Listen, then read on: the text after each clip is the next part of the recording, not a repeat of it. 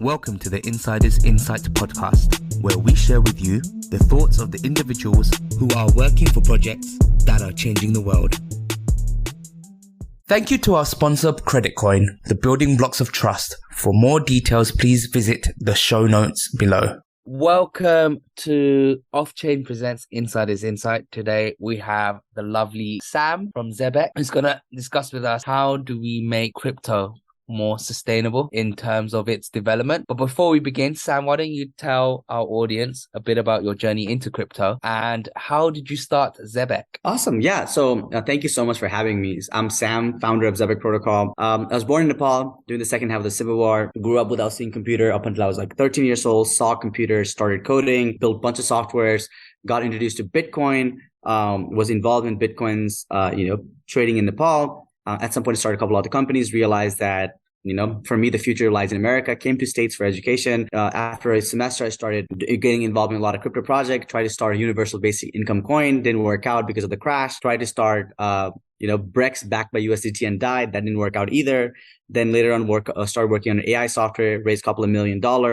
And last year I started Zebec, and the story of Zebec is around 4 years ago. I wrote a paper on how at some point in the future, money will be self-driving like cars, and it's going to be backed by smart contract. At that point, trust me, Aave Compound, they didn't have $10 billion in TVL. That time, crypto and the smart contract was very, very new thing, and no one really understood what I was talking about. But last year, when a bunch of my friends were talking things that does not make sense, one of the things we ended up talking about was payroll. Because you work for 14 days, someone pays you day 17 in the US. If outside the US, it's actually even worse. Is you work for 30 days, someone pays you day 31. So we're like, hey, wouldn't it be great to be paid in real time so that every second you work, you're getting paid. And after research, we realized it's impossible to do that in traditional rails. You can only do this with newer rails like smart contract. And the fun thing for me is like last 4 years of my life, I've just been involved in this a lot. So that's what we're building. Zebec is a continuous settlement protocol built on top of Solana. And it enables a lot of use cases. And foremost is going to be being able to do payroll by the second, being able to pay for subscription transactions by the second, being able to do token vesting by the second. It involves anything that touches with money. It converts with the traditional form of time value where 3 months, 1 month, or 6 months time period to a continuous method. We have 15,000 plus users. We have almost 50 people working in the team. We have raised almost $40 million plus. So that's a quick background in terms of me and Zebec. Sam, you're 24. So you've been trying to start a business since how old? You were 17? So first project that I started was when I was 15. So I tried to build a Discord. Basically like before Discord was even there, I tried to build Slack for high schoolers. So that when you are like trying to start a game or pick up games or you were trying to any gaming cohort, you can do this conversation online. I built it. No one used it because I was doing that in Nepal. So, wow. And that's how I got into building things. I've always been involved in trying to figure out, try to build something new. That has been my thing. So you started Zebec whilst you were still in university? Technically, yeah. It's technically I was supposed to graduate 6 months ago. No, 4 months ago. So I was 23 when I started Zebec. Oh, damn. Wow. That's amazing. So how did you manage to figure out how to raise funding and, create that network at such a young age? So one thing I've been very, very blessed is people trust, people have believed in me. And that has I always say I have come here just standing on the shoulder of giants, right? People who saw some value in me, something in me, right? Because I was born in Nepal. I came here with $500. I didn't have anything. My parents didn't went to high school. Whenever people talk about third world, that's me and my family that they're talking about, right?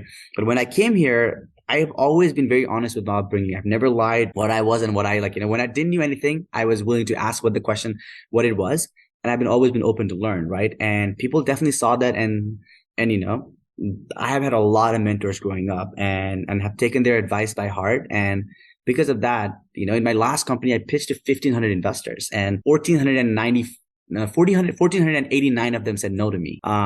So, that definitely helped me in terms of building a big enough network. This was prior to Zebec, right? Yeah, in my previous company, the AI company, it was called ASME. And what's happened to that company? Is it still running? Yeah, so it's in the process of being being sold, but what I realized was the product that we're building was going to be a feature, but not a company itself. So what we were doing was we were building analytics software for short video and gaming companies. So it was very, very interesting because we actually had a couple of patents. We were doing in-video ads and content moderation for like scaled out, like 100 plus millions of videos at a time, right? The problem was we were not the ones who were owning the video, and the people who own the video would never pay us higher margin. Right. And that kind of didn't help us because I did not have the network and also did not have that much of business learning, like business understanding myself. So great lessons. At university, were you kind of like the odd one out when you had all of these ambitions and dreams, and your classmates, what were they like? Were they like, let's go party? And you were like, no, I want to build this amazing product? I've always been like, so I'll tell you like the stories about when I was in high school. I used to say like, my first company when I was in high school, I was building, and everyone used to think that I was joking and they would make fun of me. It's like, hey, how's your $1 billion company doing? A lot of my friends used to make fun of that, right? Because they used to think that I was just like all talk, no show. And the second company was when I was in university, everyone is partying and I was there like 2 a.m., 3 a.m., like, headphones on, just working. And yeah, like, they used to think that like I was just like, I was not enjoying my life. And honestly, like I would rather not enjoy the life because the possibilities of building something new and being able to change the world is a lot more fun than just partying for a day or two. Yeah, for sure, man, for sure. And when you were starting these companies, especially at such a young age, how did you find people to recruit? I mean, it must have been difficult to be taken so seriously, especially when you were just in university. Oh yeah, no, those were the hard times. Like because you don't have money, you don't have a reputation, right? I didn't have Twitter followers, I didn't have anything, and all they're listening to is your story, right? And I think the most powerful thing any founder can have is great storytelling ability, because that helps people like rile up around you. Because I say founders are no different than nation builders, right? People like, like I'm not saying like George Washington, but like it's the same thing like that. Like there's Max Weber's book called like on nation building, right? Charisma and on nation building. So what he says, like the charismatic founder, like to be able to tell a story and to be able to like have a contagious passion, right? Like like the contagious energy is the most important thing. And I didn't know that like I didn't know how to generate that, but when life gives you like failure after failure, no's after no's, you just keep on telling yourself that it's there. I just have to keep working harder, and your story becomes more and more beautiful. That like, hey, I have got 1,400 no's, but I'm still going after this, right? And I think that really helped, because people love when people don't give up, right? People love backing underdog, and I've always been underdog. To this day, I'm still an underdog, and I don't hesitate on telling that story that I grew up from nothing. I came here with nothing. I didn't went to fancy university. I don't have any connection. All I have done is just people believing in me, and I ask you to believe in me as well. And that definitely resonates with people. Wow. Yeah, definitely. Yeah, Polina, do you want to share anything? No, it's just so inspiring, and I think that's why like startups grow so fast, because founders, they have these contagious like enthusiasm, as you shared. And of course, like for me, it's also very important if I see that the founders of the project, like they believe in it, they just like they go to bed thinking about that, they wake up thinking about that, and then you also want to contribute more. Like you also want to be a part of the thing that is like going to be great, or not going to be great, but at least like you're having a lot of fun, and you're thinking like you're doing something meaningful, because it's everybody around you like shares the same interest. Like I'm enjoying hearing your story, yeah, and like thinking on how many challenges you passed is just like unbelievable. What was if you think, what was the hardest part of especially like when you were still studying and you probably didn't have like lots of time, like lots of free time? How could you manage it? So at some point I had like 3 jobs. Like I used to work for like different things within, like, because I'm an international student, right? I came here with a student visa. So legally I was not able to work outside the school, right? So I had to like do 2 to 3 jobs so that I could pay for server costs. So I was saving every little dollar that I could. I never ate outside. Whatever school like gave me for food, I'm vegetarian. I don't eat anything like, fancy. So sometimes they would not have anything like, anything nice to eat. And whatever that was, I'd survive with that to save money so that I could pay for like server costs or like domain or like basic little software services costs, right? That was very hard. And also the other thing was, every one of your friends are going out there to work for Google and Facebook and all these different companies. And you're like, this summer I'm going to ship this product so that I can sign up Tencent, right? Or I can sign TikTok. Like, it's like very, very hard to like, relate to, because now all of your friends are just like, out there partying and enjoying life, as you say, and they kind of like indirectly laugh at you, right? And to be able to convey that, like, my family are not that rich, right? And they have some expectations on like, what I am doing. And I'm saying that instead of taking a job that would pay me like $10,000 a month for like 3 months during summer, I built another software and spent $5,000 of my own money, right? So that was very hard. And on top of that, you add like all the no's that you get from investors, and hard time selling customers, because I didn't, like, when I came here, I had a thick Nepali accent, right? I did not grow up in a family that spoke English, and to be able to convince a customer, which are like people who are like 30, 40-year-old people, and you're this like 19-year-old kid who has a thick Nepali accent, who can build product but cannot sell a product.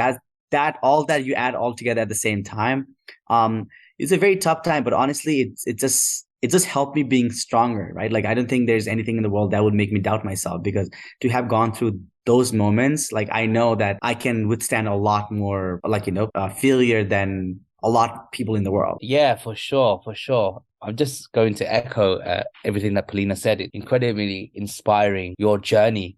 And I do think that when you grow up in the West, well, especially me, I grew up in the UK. I think people are very privileged in terms of the way they think, and they don't understand what it means to fight for a dream and what it means to do that by yourself. If you come from a background where your parents can help you, achieve your dream, I don't think you take it as seriously. Like, you don't understand the repercussions of your actions. I know some individuals that they try to be musicians, or they try to be artists or whatever, but they do it with the help of their parents' money. And, I think that hampers your ability to achieve that dream, because you need to really feel that if you don't achieve this, then you can't survive. This is the only way you can do it. And at the same time, I think the way you did it, which was like, I have to do this. I have to achieve this. I have to be successful.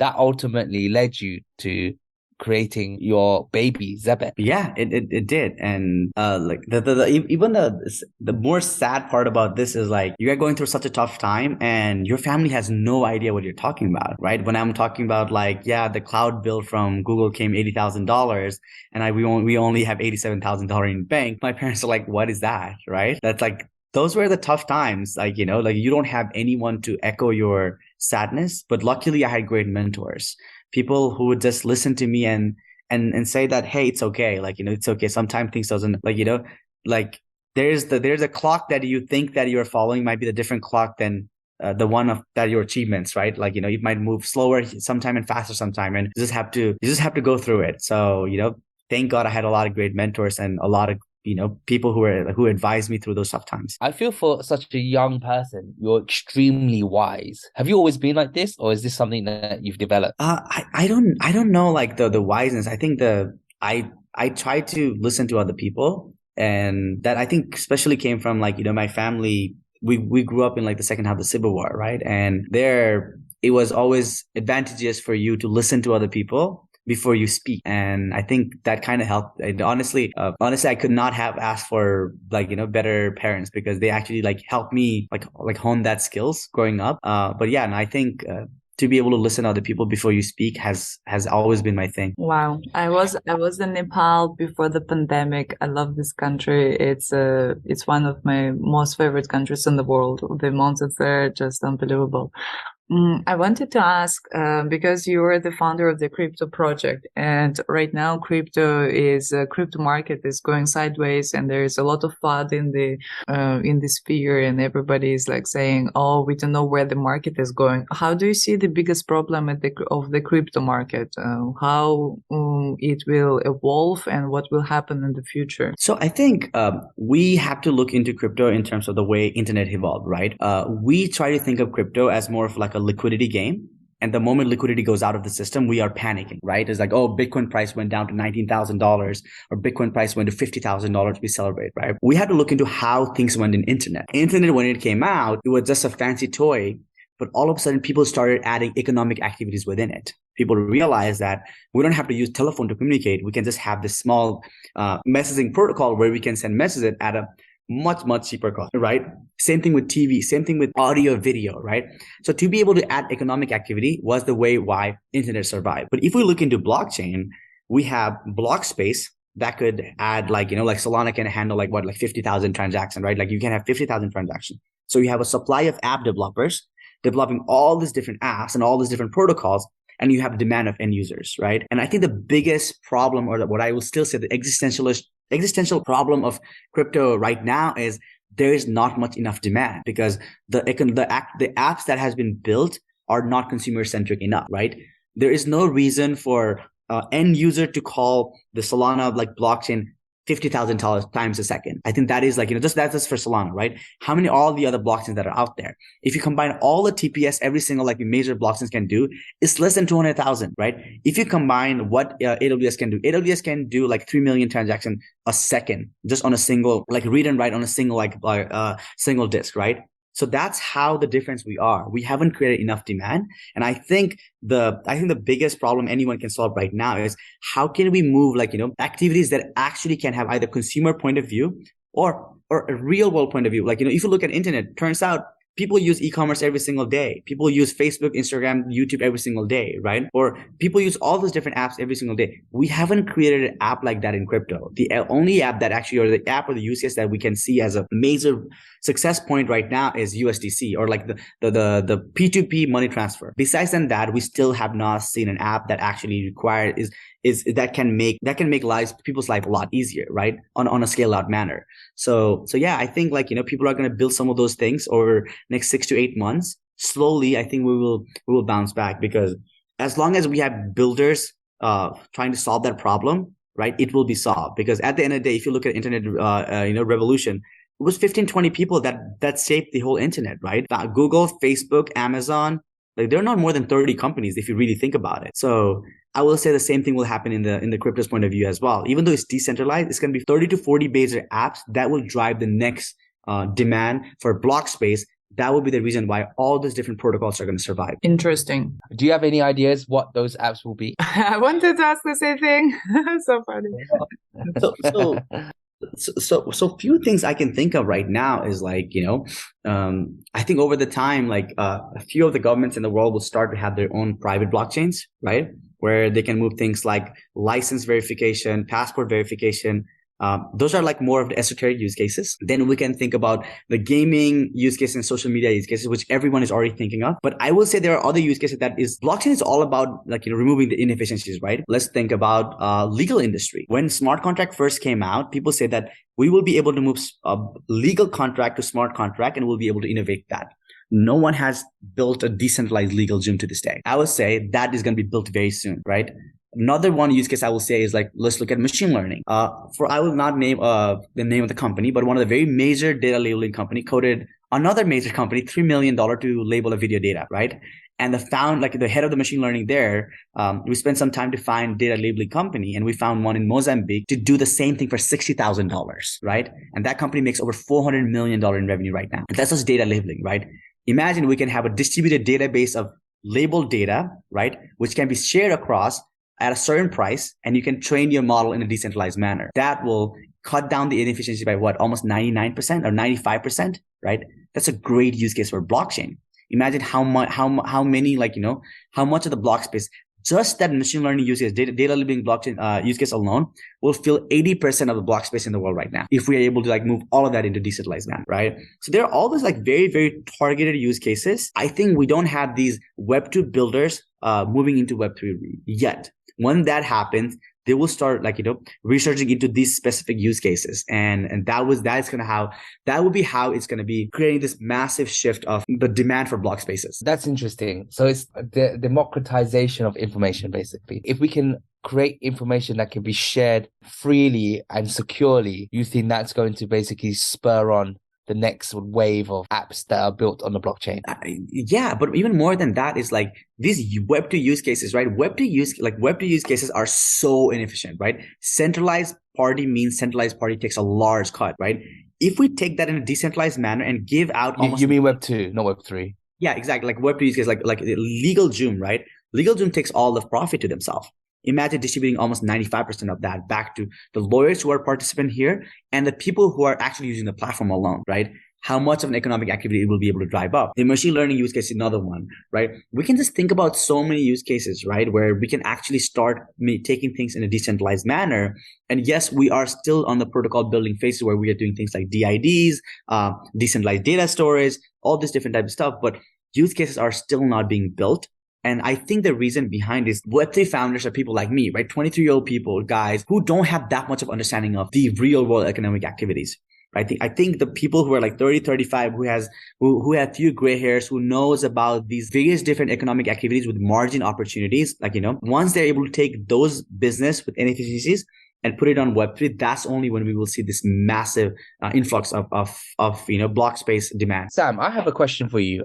It is actually regarding a series we had with a protocol known as BSN. Well, they're not a protocol, they're sort of an initiative. And basically this BSN, what they're trying to do is create a public chain that is not involved with cryptos. So there is no coin that is created by this blockchain, because they say that in order to do what you're saying, which is to bring all of Web2 technology into this new world, there needs to be a decentralized database. But the problem with crypto is that it is too speculative, and rather than have the nodes owned by random people, these nodes are then basically owned by companies that would want to be involved in this new decentralized space. What do you think about non-crypto related public chains? Do you think that they are a waste of time, or do you think the industry may move in that direction? I think token really is just a way of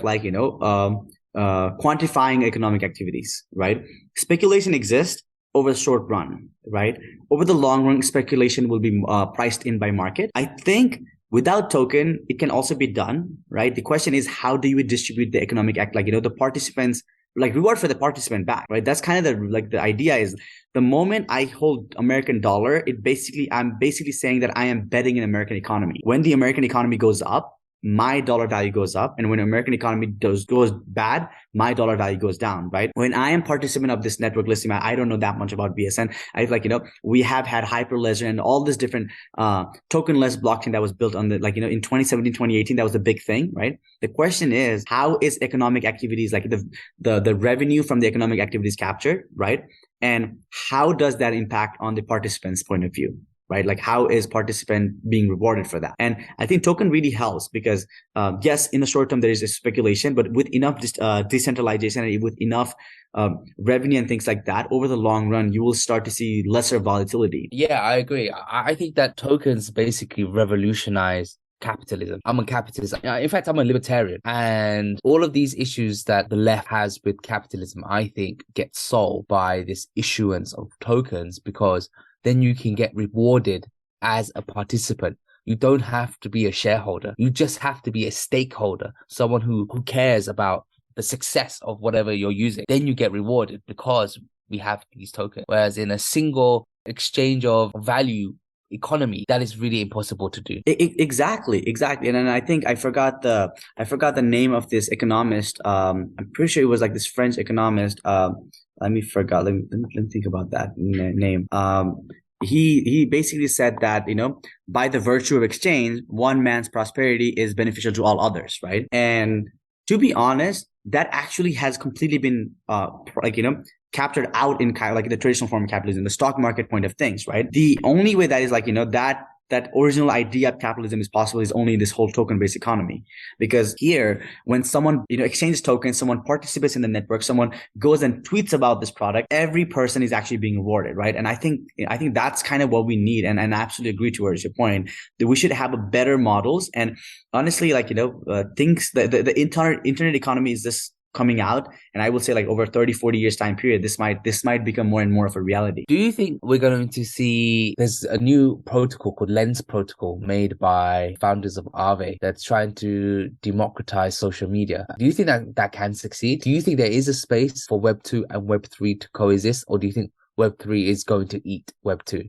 Because it can be superior. Web 3 definitely can be superior, right? But the problem is there has been enough money that has already gone to Web 2 that it will not die out anytime soon. right? And the problem I see with Web3 is founders are not invested for long enough, right? With 3 years token vesting and an ability to sell the token without any purview of like any person, that kind of like enables founders to be a little more naughtier than the Web2. And I would say, like, at the end of the day, we need this generation defining founders. In Web2, we had these generation defining founders like Jack Dorsey, Travis Kalanick, Travis from Uber, founders of Airbnb, Amazon's founder. Like, we can name 30 founders that changed the whole world, right? And I would say those people are still working in their companies. They work for 10, 20 years, right? We need to see similar type of commitment on the Web3 side of things. People who are going to work on the project even only when they hold 3% of token, because they know that one day this protocol will be worth like trillions of dollars, right? I don't think any founders are thinking in that point of view, and nothing wrong with that. I would say, it's very, very perfectly fine, because that's how like the code is a law, and that was written in the code alone. But for now, I think Web2 will still be bigger part. Slowly they might coexist. And if we see this generation defining founders, we will start to see Web3 eating up Web2. What do you think is going to happen to our traditional way of valuing organizations like stocks and bonds when Web3 and tokens become more prominent? Do you think they will just coexist? I mean, if I'm creating a project, I'm maybe issuing token and I may be issuing equity. But when we're in 10 years time, 20 years time, do you think that's still going to be the same dynamics, or do you think it's going to change? I forgot how many percent, but almost 80-90% of Gen Z wants to hold token, right? Because they love crypto. And when you add this whole concept to our sustainability, the idea of ESG, we would start to see a generation who do not care about stockholders. They will start to care about stakeholders, right? And as you previously mentioned, the traditional, the NASDAQs of the world do not value stakeholders. Yes, they have started to, but we will start to see the people who grew up in Compound and Aave compared to people who grew up in Bank of America. And when that generation will start to come in, we will start to see people who actually will care about stocks, and they will start to think about what has been how much percentage of the revenue of the protocol was distributed back to the stakeholders, right? What is the decentralization layer? How centralized control of the platform is there? How smooth is the governance of the protocol, right? And how much they care about giving back. How do they support other up and coming companies? People will start to think about things like that. And I think that is the most exciting. I would want that future, because that is very exciting. That empowers people. Yeah, I think you're absolutely right. I think the only obstacle would be the legal framework. I mean, you need protection, right? If you're running these protocols, you'd need the law to protect you and give you the same rights as if you started up a company. But I don't know if that will ever change. Do you think we can force it to change? So I think the legal framework, right? Remember the time back in early internet days, American government wanted to ban encryption, and now they made it compulsory. You cannot actually share data of across internet without encryption, right? So I just say give it a time. Give it some time, and I would say growing pain. People who are not people who are not able to hear the music will say that people who are dancing crazy, right? That's kind of what's happening right now. People like you and me are able to listen to the music, and the people who are designing the regulation of the things, they are not able to listen to music. And that's why they think that we are crazy. And that's why they are trying to come up with all this regulatory framework. But over the long run, they will realize that this is what they've been preaching. This actually is the American dream. This is actually the idea that all this economics, if you think about from Marx to Smith to everyone always have designed about something like this. The only fear for these governments are they're not the one who are in central, but they were never supposed to be, right? That was the idea of capitalism, right? And I think that's what we should be excited about. And I think slowly that's going to change. We just have to give it time. And again, I might be very, very wrong about it, but that's the hope I have for the future. Yeah, exactly. Especially kids who are growing up right now and they're playing Roblox, and they're using crypto to buy new skins in the computer games. I had a conversation with a 7-year-old, and she is very well aware about all game economy. And when I was playing with probably some dolls or in the sandpit, and it's just the different generations growing up, and I think they will see more use of the crypto, and they will be more accustomed to using different cryptocurrencies for different things, and we are going to see more adoption because there are going to be more demand, because there are going to be more people for using it. So these things are all interconnected. Anyhow, it was lovely to talk to you. Like, Sean, do you want to conclude? Yeah, this is the OffChain podcast, Sam. So the way we like to end this podcast is to basically ask our guests, what do they do in their off-chain time? So when they're not working, when they're relaxing. Yeah, so like my life is not that exciting. I just like to write and read things. I've always been a big, I used to write stories growing up, write stories and poetry. That has kind of evolved into writing more my ramblings on future of economy, like, future economy and things like that. Definitely I'm trying to get sun every once in a while, but for now it's been writing new things and just hoping that some of the things that I write come true in future. Where can we find those writings? Where's your blog? Yeah, I'm slowly actually thinking of actually like publishing a book. That's why I'm a little old school. So that's why probably sometime in a year I'll publish a summary of all these different writings I have. Well, awesome, Sam. Oh, yeah, awesome, Sam. Okay, well, I think that we're gonna leave it there. Thank you for being part of this podcast. Thank you, Paulina, for co-hosting, and we'll put all of your social medias and all of the website links below in the show notes. It's been an honor. All right, so we're gonna leave it there. Thank you so much for listening, and we'll see you all next episode. Bye, guys. Thank you so much. Thank you.